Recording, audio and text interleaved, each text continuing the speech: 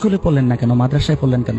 স্কুলের শিক্ষা তো এত বড় শিক্ষা না। আম্মু বলছে যে মাদ্রাসায় পড়ো, মাদ্রাসায় পড়লে একদিন বড় হবা। মূলত কারণ হলো আল্লাহকে খুশি করার জন্য মাদ্রাসায় পড়তেছি।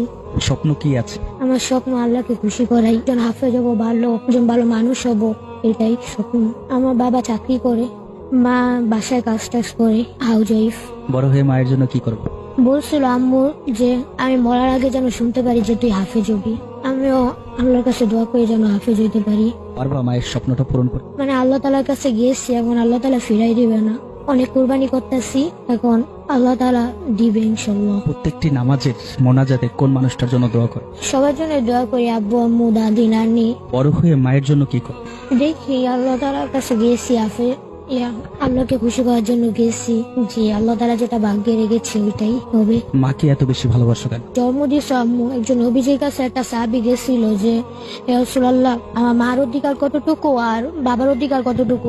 প্রথমবার জিজ্ঞেস করছে, প্রথমে আমাদের নবী মুহাম্মদ সাল্লাল্লাহু আলাইহি ওয়াসাল্লাম বলছিল মা, দ্বিতীয়বার আবার জিজ্ঞেস করছে তখনও বলছিল মা, তৃতীয়বার আবার জিজ্ঞেস করছে তখনও মা বলছে, চতুর্থবার জিজ্ঞেস করার পরে তিনি বাবার কথা বলছেন।